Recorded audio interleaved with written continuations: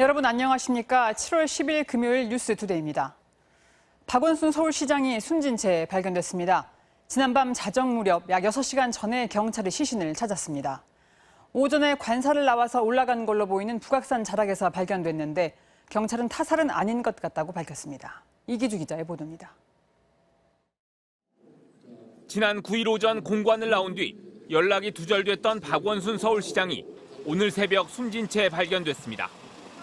어제 오후부터 박 시장의 모습이 마지막으로 포착된 북악산 일대를 수색하던 경찰은 오늘 오전 0시 1분쯤 박 시장의 시신을 확인했습니다. 서울 삼청각과 숙정문 사이 북악산 산속으로 등산로와는 다소 떨어진 곳이었습니다.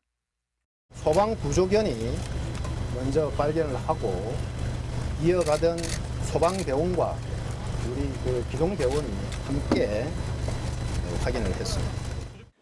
박 시장의 시신은 과학수사대의 현장 감식을 거친 뒤 새벽 3시 20분쯤 서울대병원으로 옮겨졌습니다. 발견 당시 박 시장은 공관을 나설 때 입었던 검은 옷과 운동화 차림이었고 가방과 휴대전화, 명함, 필기도구 등 유류품도 함께 발견됐습니다. 경찰은 타살 혐의점은 없는 것으로 보인다며 시신이 발견된 곳에서 유서는 발견되지 않았다고 말했습니다. 외모 확인도 가능하다고 봅니다.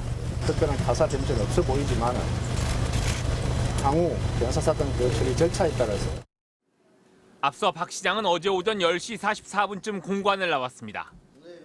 오후 5시 17분 아버지가 이상한 말을 하고 나간 뒤 연락이 닿지 않는다는 박 시장 딸의 실종 신고로 수색이 시작됐습니다. 이후 경찰과 소방당국은 인력 700여 명과 드론 6대, 수색견 9마리를 투입해 북악산 일대에서 대대적인 야간 수색을 벌여 7시간 만에 숨진 박 시장을 발견했습니다. MBC 뉴스 이기주입니다. 정부가 오늘 다주택자와 투기 세력을 겨냥한 부동산 세제 개편안을 발표합니다. 종합부동산세는 물론 양도세 부담까지 높여 투기에 나설 동기를 없애겠다는 게 정부 방침인데 12.16 대책을 뛰어넘는 강도 높은 대책이 나올 것으로 보입니다. 박종욱 기자입니다. 정부가 다주택자의 부담을 대폭 늘리는 내용의 부동산 세제 개편안을 오늘 발표합니다. 행정청간에 이 부동산 대책에 대한 부분들을 오늘 다 거의 조율하고 의견을 모았습니다. 핵심인 종합부동산세의 경우 다주택자의 최고 세율을 6%까지 올리는 방안이 유력합니다.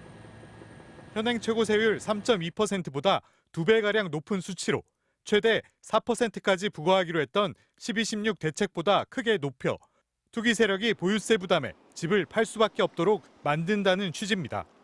또 과표 구간을 낮추거나 공제 혜택도 손질할 것으로 알려져 다주택자에 대한 실질적인 부담은 더 커질 전망입니다.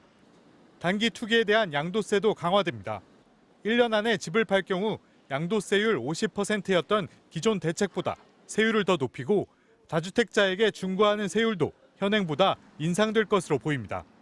일각에선 다주택자가 집을 내놓도록 퇴로를 열어줘야 한다며 양도세 강화에 반대하고 있지만 부동산 투기로는 돈을 벌 수 없다는 명확하고 일관된 신호를 줘야 한다는 게 정부의 판단입니다. 시세 차익을 제대로 환수하지 않는다라는 그런 믿음을 시장에다가 주게 되면은 다주택 사려는 사람들, 그런 유인들, 동기들 뭐 이런 것들을 차단할 수가 없다고 생각을 하고요.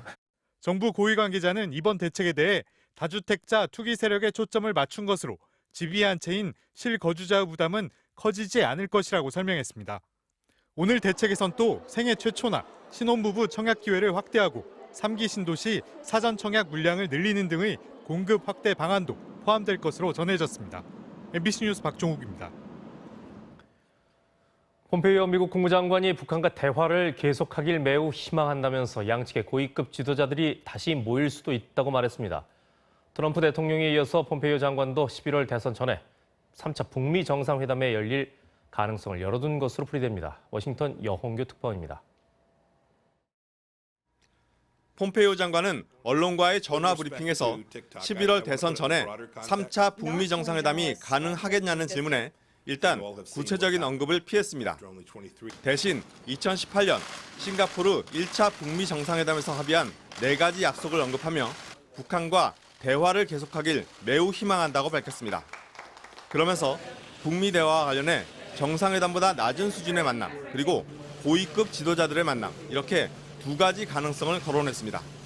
Whether that's at of the levels beneath the summit or if it's appropriate and there is a useful activity to take place to have senior leaders get back together as well. 고위급 지도자는 트럼프 대통령과 김정은 위원장을 가리키는 것으로 보입니다. 앞서 트럼프 대통령이 방송 인터뷰에서 도움이 된다면 김정은 위원장을 다시 만날 것이라고 밝힌 데 이어 3차 북미 정상회담 가능성을 열어둔 것으로 풀이됩니다. 스티븐 비건 국무부 부장관은 2박 3일간의 방한 일정을 마치고 어제 일본으로 떠났습니다. 국무부는 보도자료에서 비건 부장관이 방한 기간 한국 당국자들과 만나 한미 동맹의 힘과 남북 협력에 대한 미국의 지지를 재확인했다고 밝혔습니다. 북한은 이미 미국과 마주 앉을 생각이 없다고 못 박았지만 트럼프 대통령에 이어 폼페이오 장관도 3차 북미 정상회담 개최 가능성을 열어두면서 이른바 10월 서프라이즈가 현실화되는 것 아니냐는 관측이 나오고 있습니다. 앞으로 미국 대선의 판세, 그리고 미국이 북한에 어떤 유인책을 제시할지가 변수가 될 것으로 보입니다. 워싱턴에서 MBC 뉴스 여홍규입니다. 오늘 새벽 고흥의 한 병원에서 큰 불이 났습니다. 현재까지 50명이 넘는 사람들이 다치거나 숨진 것으로 알려졌습니다. 취재 기자가 전화로 연결돼 있습니다. 조희원 기자 전해주세요. 네, 고흥군 고흥읍의 한 병원에서 불이 난 건 오늘 새벽 3시 40분쯤입니다. 이 불로 사상자 58명이 발생했는데 현재까지 2명이 숨진 것으로 확인됐습니다. 나머지 부상자들은 고흥 녹동 현대병원과 고흥 종합병원, 벌교와 순천 등 인근 지역의 다른 병원으로 옮겨져 치료를 받고 있습니다.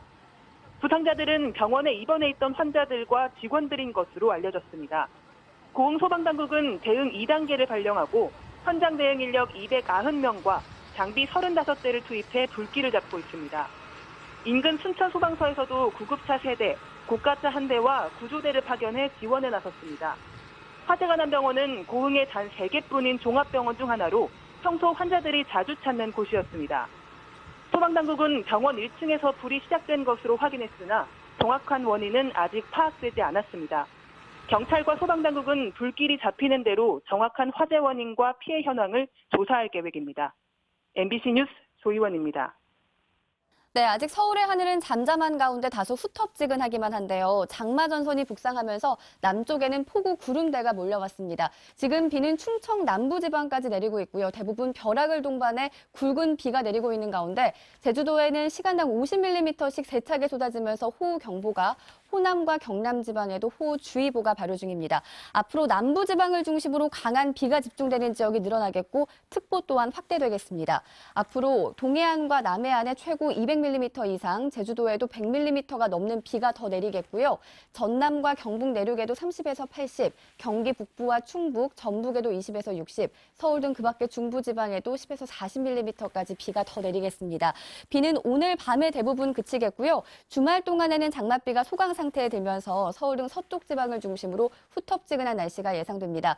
장마 전선은 일요일인 모레 다시 북상하면서 남쪽부터 영향을 주겠고요. 다음 주 초반까지 전국에 강하고 많은 비가 예보돼 있어서 피해 없도록 계속해서 대비해 주셔야겠습니다. 날씨였습니다.